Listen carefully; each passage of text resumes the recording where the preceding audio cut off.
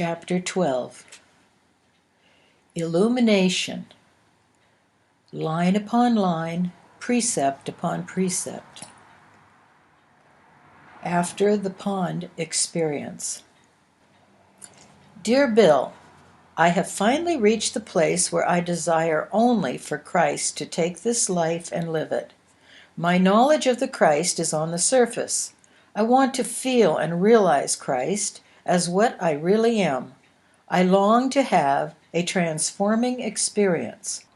So far, understanding has come drop by drop, although I must admit it is coming faster now, almost a tiny stream. Didn't you have a spiritual experience at the pond? Love, Linda. Dear Linda of the soft voice, are you ready to read this? Trusting the heart, we'll begin. Listen carefully. The truth comes to us line upon line, precept upon precept, here a little, there a little. It is supposed to unfold that way, and no other way.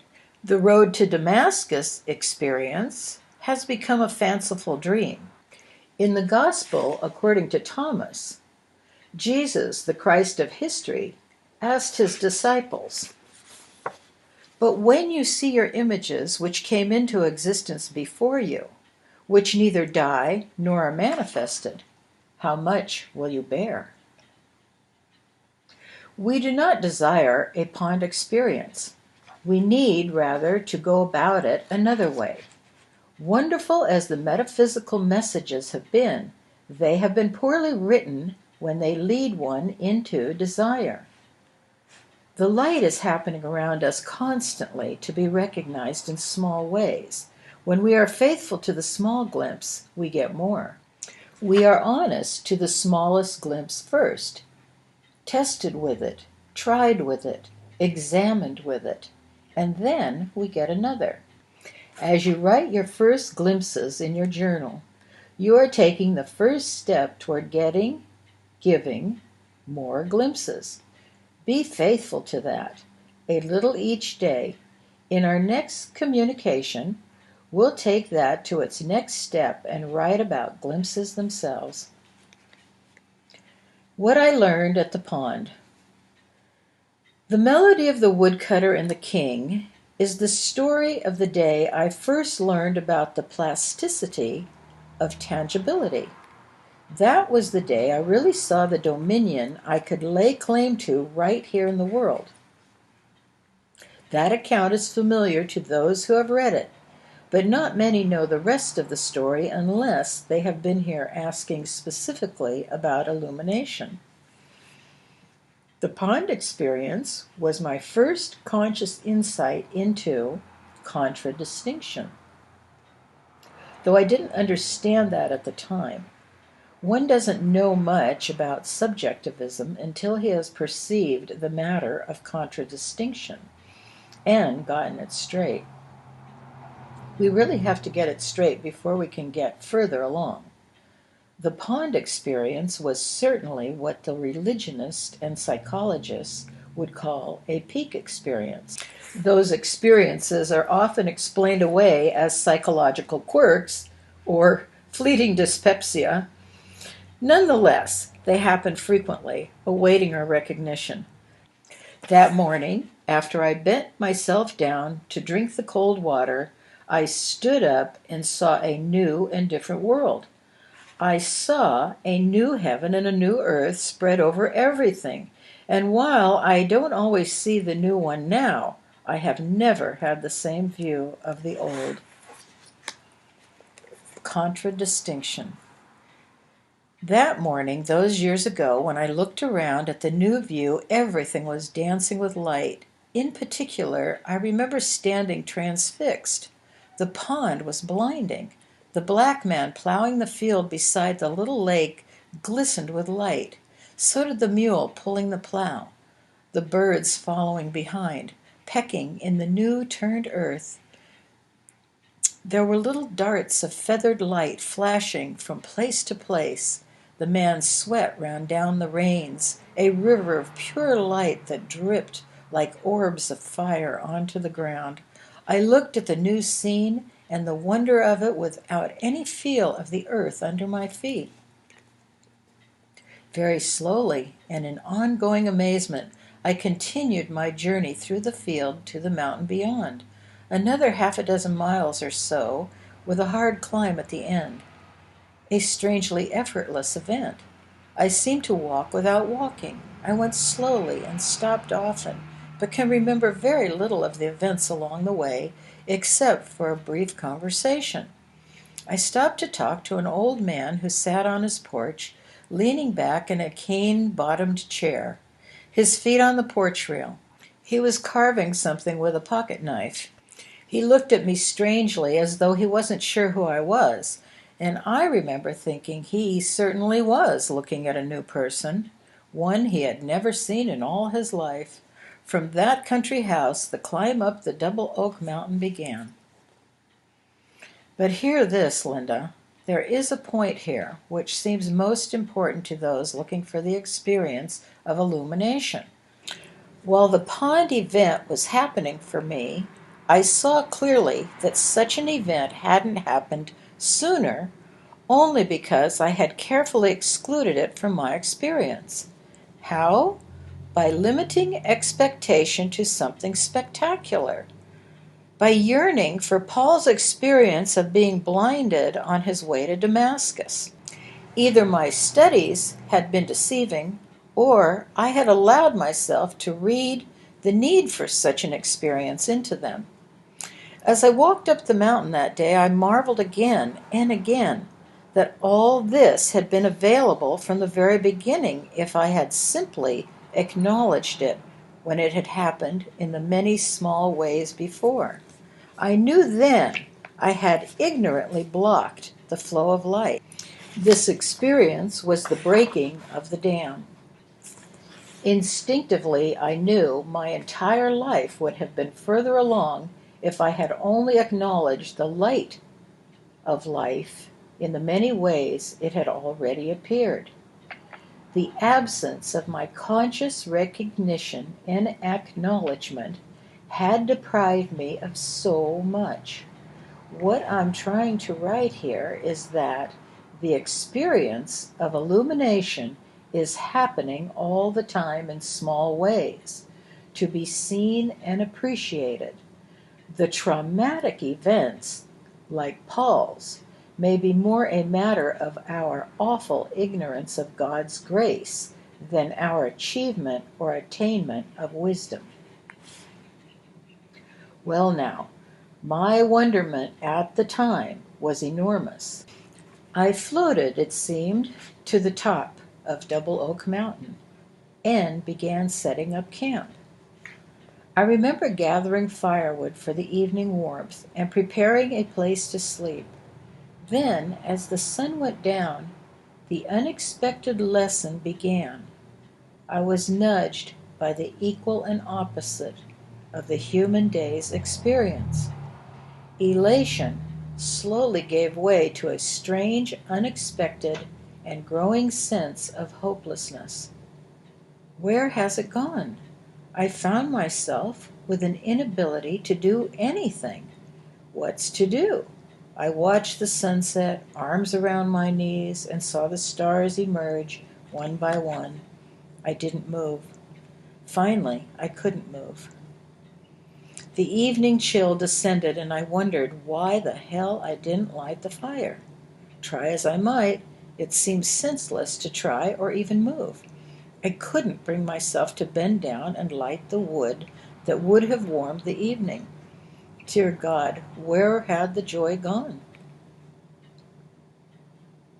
By midnight, cold and shaken, I was thinking of the hopelessness of mortal life, and thought it would be better to hurl myself from the mountain than to see the world again as I had seen it before the experience at the pond. By early morning, in complete anguish, I was quoting to myself, "The darkest hour is just before the dawn," and noting, for the first time I can consciously recall, that if it were not for the Stygian darkness all around, I wouldn't be conscious of the stars. With that, some relief came, and in a few minutes the dawn was breaking. Never had a morning been more welcome. I was still sitting there with my arms around my knees, frozen into place by now. But this time I knew another morning was on its way. I was grateful for even the hope of it.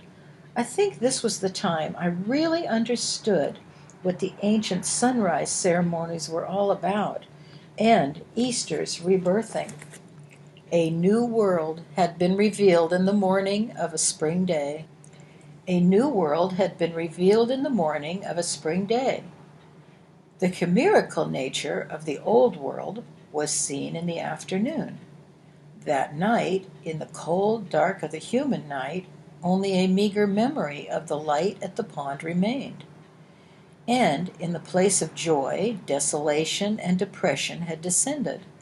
My confidence in the old world had been smashed during the day, and yet, in the dark of the night, there was only a fading memory of something wonderful to take its place. And as I looked at the stars, I was aware of my human nothingness and emptiness. Though I didn't know it then, I was coming to discover the nature of learning. As all this was happening, I knew the reason for it perfectly well. The reasons that light must come to each of us, line upon line, precept upon precept, here a little, there a little. My friend Linda, it is important that we acknowledge the smallest blessings and are faithful to those pennies of truth first.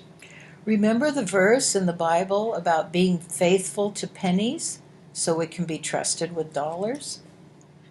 Our excessive yearning after a grand illumination is a self-defeating exercise that occludes a view of the constant blessings going on around us all the time. Now I know, and tell my others, that we are faithful to the small ways if we are to be trusted with the grand view from the peak of Dashan, the world. Even then, when we have been tested and proven and carried aloft on the wings of love to that high view, that view's confirmation in the world still comes, line upon line, precept upon precept, here a little, there a little. Linda, if you can find another who has had the view, ask him if these words are true. Better still, live the pennies and see for yourself. What did I learn at the pond and on the mountain that night? I learned that the ebbing, flowing light of this world is tributary to a greater light that doesn't move. Perhaps the photon is an image of true light, but the true light, changeless and unmoving, is the light of the Father. The image is just an image of things. I learned that the human experience is a holy lesson going on, and one is to learn it, one way or another. I learned that I live and relive experiences until I see the good in them. When I learn to thank God for the lesson learned, I am taken to yet another view on the mountain. Thus, I began to learn the principle of contradistinction, which suggests that everything but the light of life itself is an image, positive or negative, of something greater, that everything points first to its contrary, thence to the balance between, thence to something beyond, transcendent and immanent simultaneously. I began to learn the meaning of emptiness. The old self, the me sense, knotted. Beyond this, there is the new self to be. You are very much loved. Illumination is not a myth. Illumination is a fact. We have, however, grown accustomed to thinking it must always be the other fellow, the saint or the avatar who experiences it, not ourselves. Then we wonder why those who have awakened have gone from the scene. We think of their withdrawal to lofty ivory towers where they sit in lonely solitude. Illumination, like all things sublime, creeps into the conscious awareness of the willing and childlike. It enters on kitten's feet unannounced. It comes, as the prophet said, here a little, there a little. But how do we know when we know? We find ourselves with the answer. What is the answer? The answers to the problems that perplex us and others. Do you know the answers? Those that, by God's grace, I have been shown, come to know, have proven, and am finally given the courage to tell about. How can I know you know? You can look for yourself at the words that are written. You can ask and see if the answer you get is applicable in your affairs and works in your heart. If the religionist's religion isn't doing all it has promised to do, that one hasn't found the light behind religion.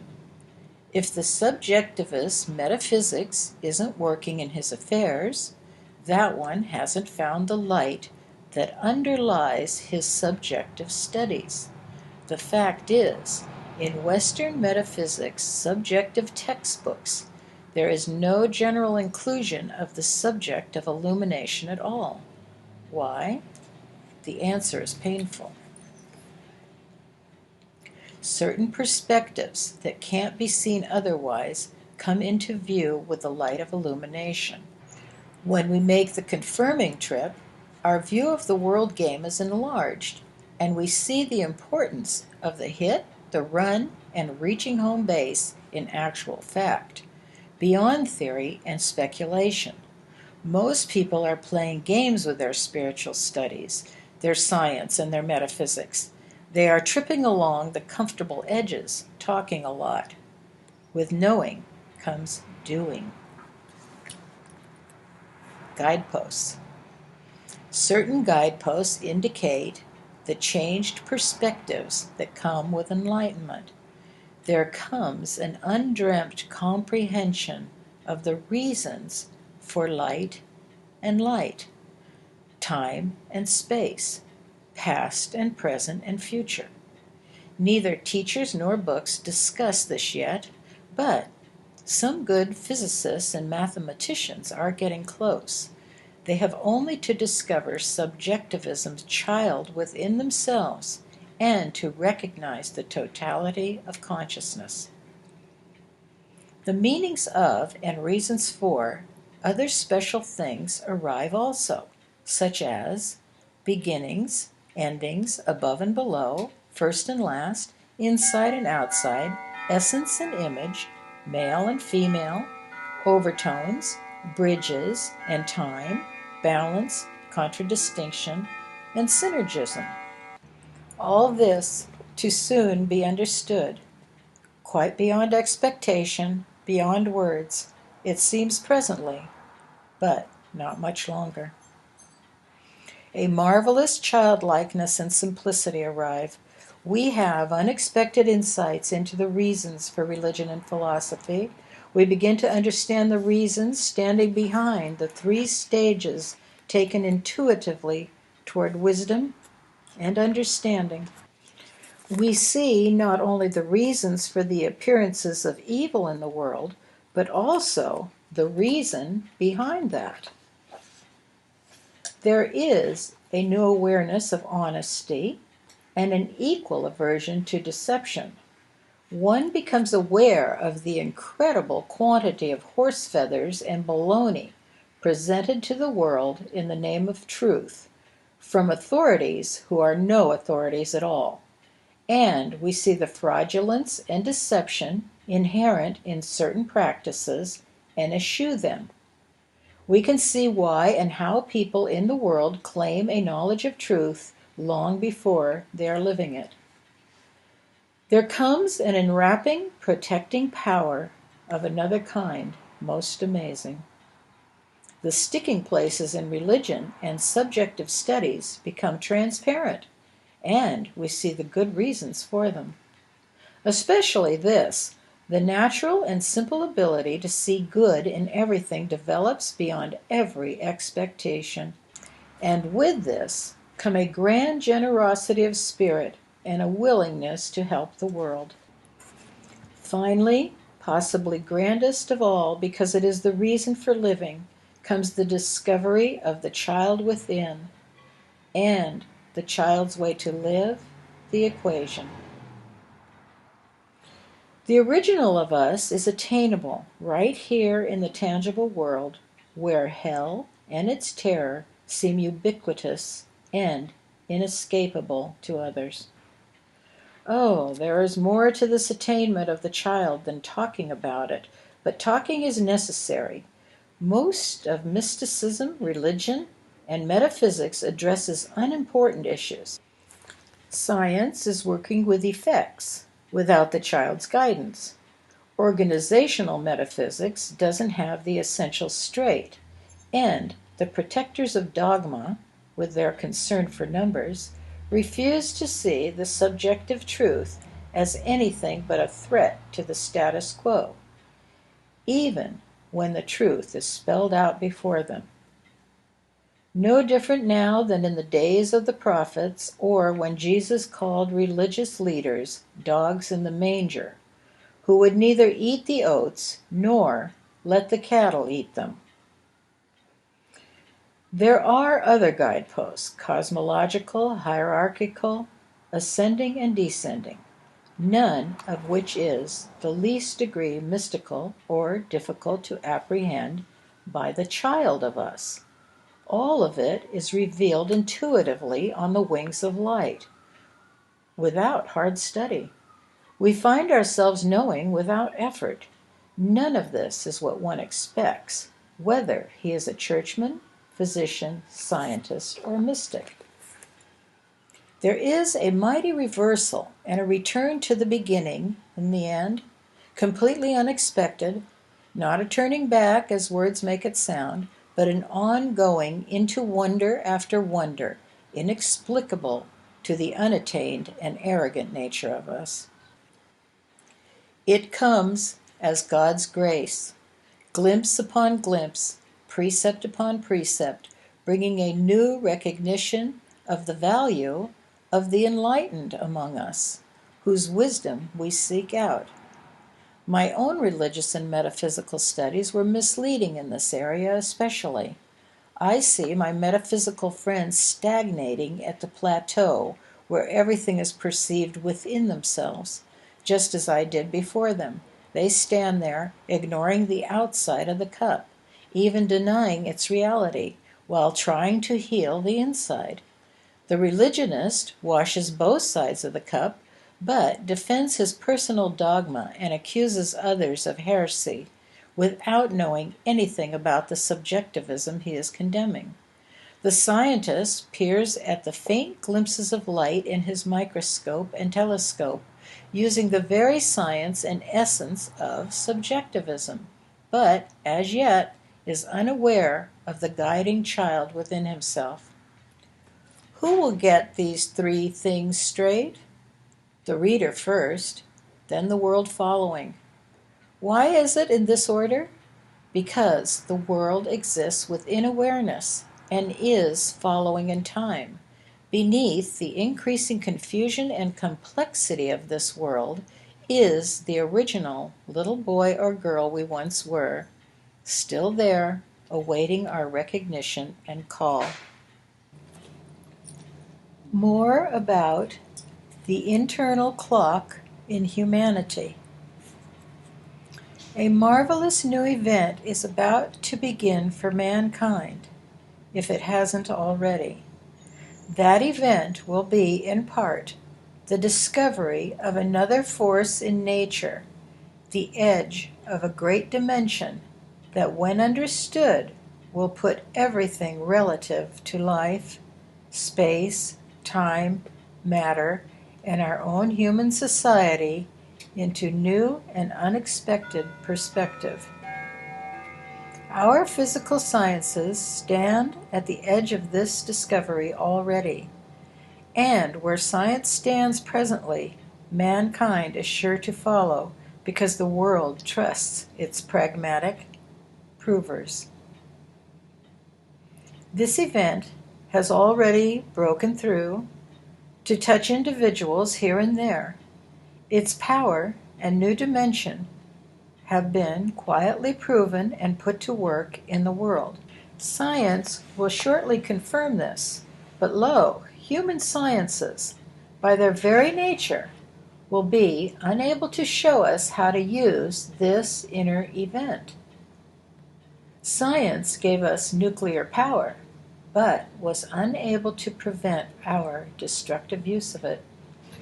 Well now, this is the sort of finding of a greater dimension one would have expected to emerge from the ongoing religions, from the new metaphysicians, or the avant-garde.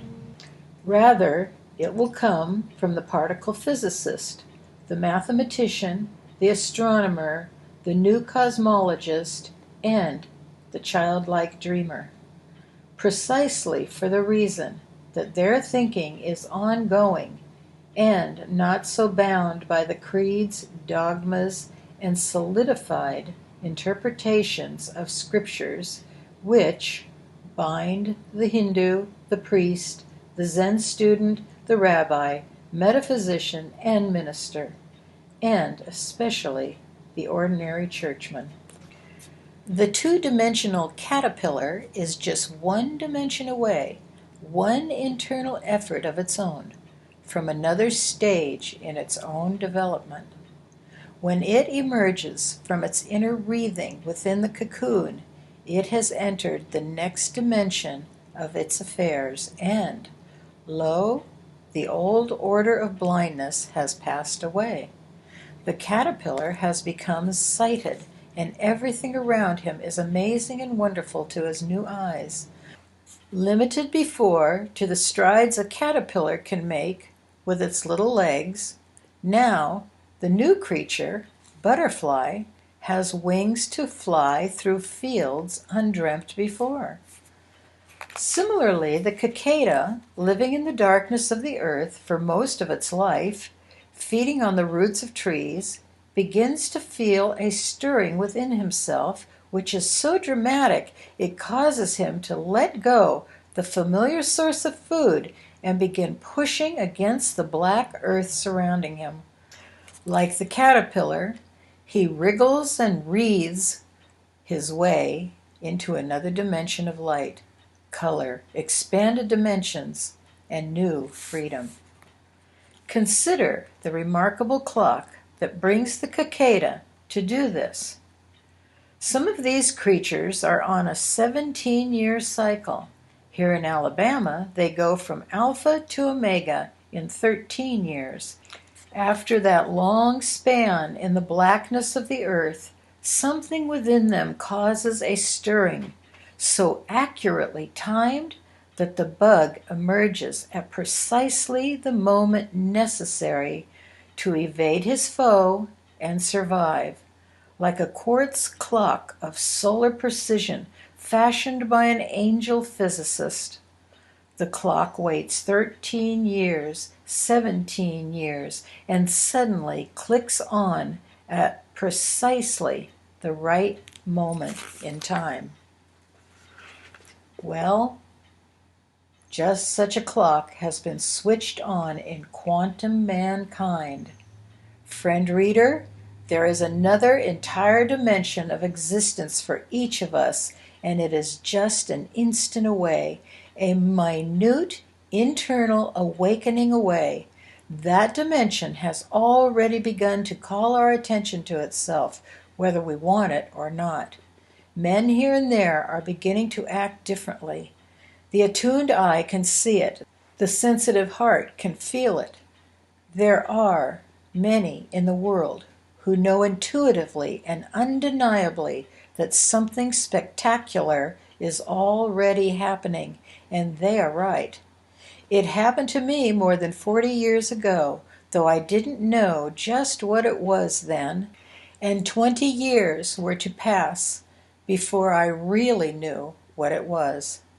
It changed my life in a most marvelous of ways, and since that time I have been made aware that nearly identical experiences have happened to hundreds more.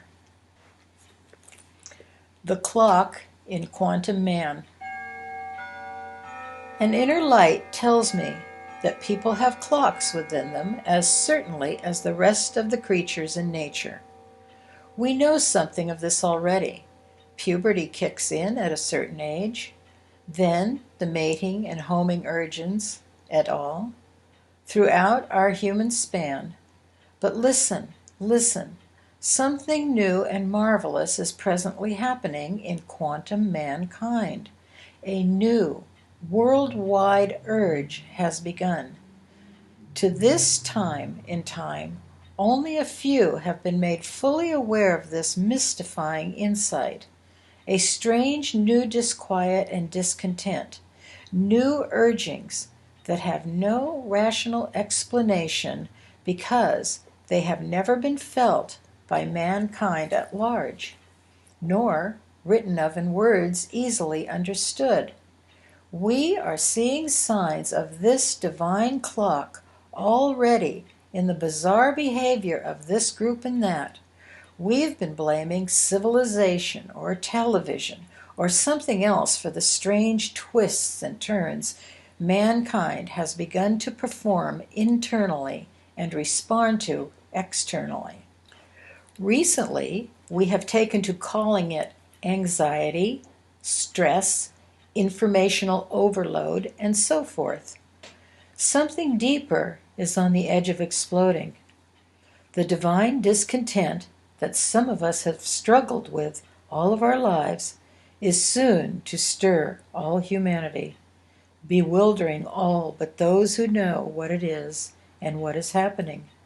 Those who know are those who have had early access to these urgings and have responded in small ways.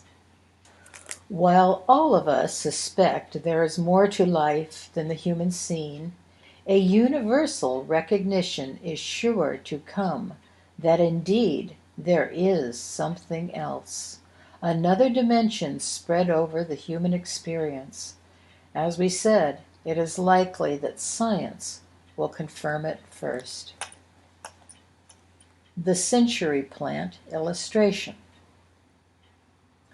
Imagine a plant that has lived in the desert for nearly a century, then finally prepares to bloom, seed, and die, its seed to begin another century of time. Imagine also that this plant has a winter's rest each year and new growth each spring, and has been doing this for 99 years. Then, via a clock that has been inside that plant from the very seed it sprang from, it slowly, or suddenly, begins the epic event. It starts to grow a stem with a bud thereon. Can you imagine how the fragmented plant must be self-shaken by all this strange new happenings, so unaccustomed it is to blooming? The roots must wonder where they are supposed to send their nutrition now.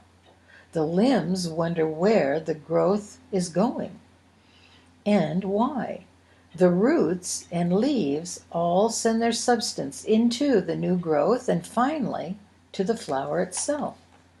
The leaves must complain that they are not receiving from the roots as before, and the roots must wonder why the leaves are not giving to them as they have for 99 years. Tradition is being destroyed. We must stop this foolishness and return to the old values. This preparation of the bud is a shakingly new activity that embraces the plant now. The inner clock, dormant for 99 years, has sprung into action, and the century plant finally blooms to seed and expire. The real bloom, for which the plant was originally intended, forms, blooms, and carries the plant's essences and imprints into its seed self.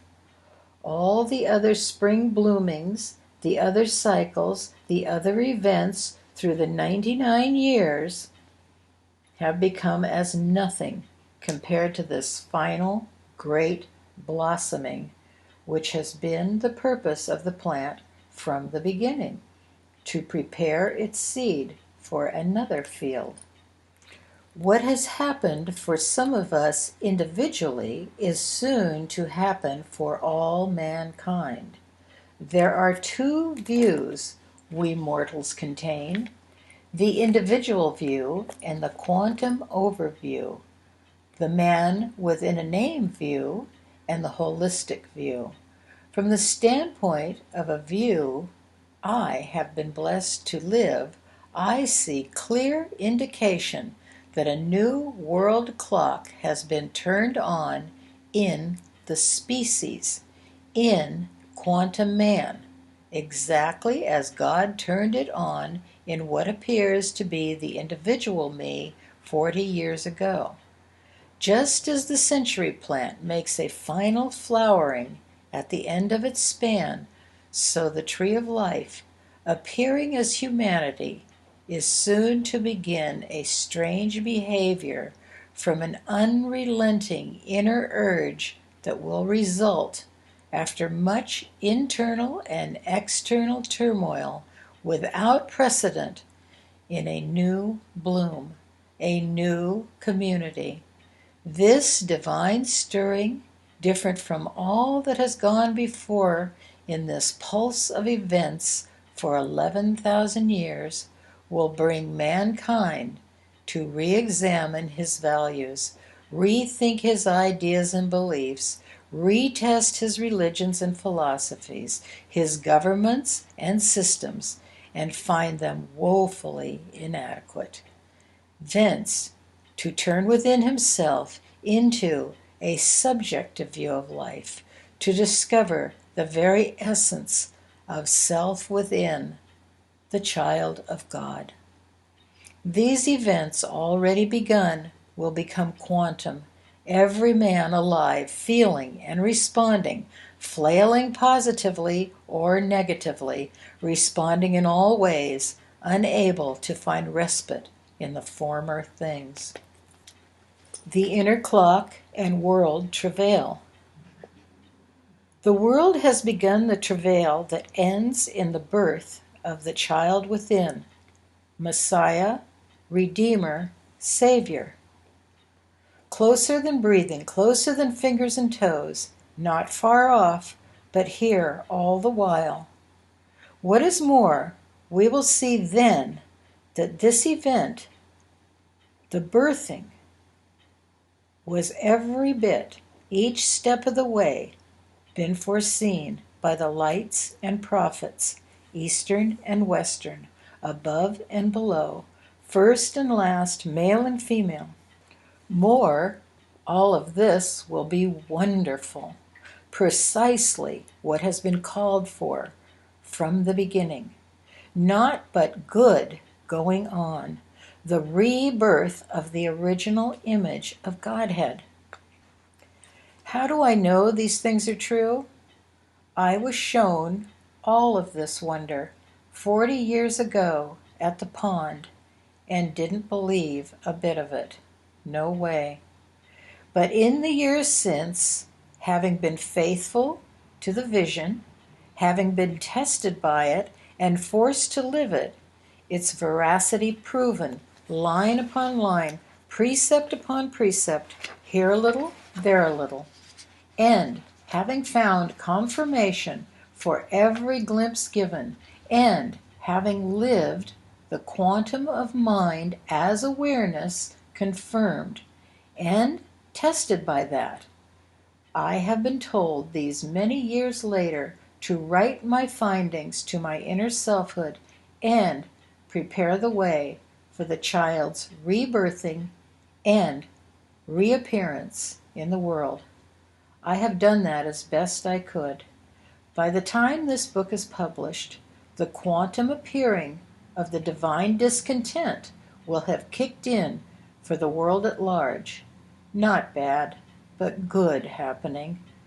The children of God, will survive. That concludes all the chapters in Book 1. You may go on to Book 2 of Related Papers, which begins on track 15.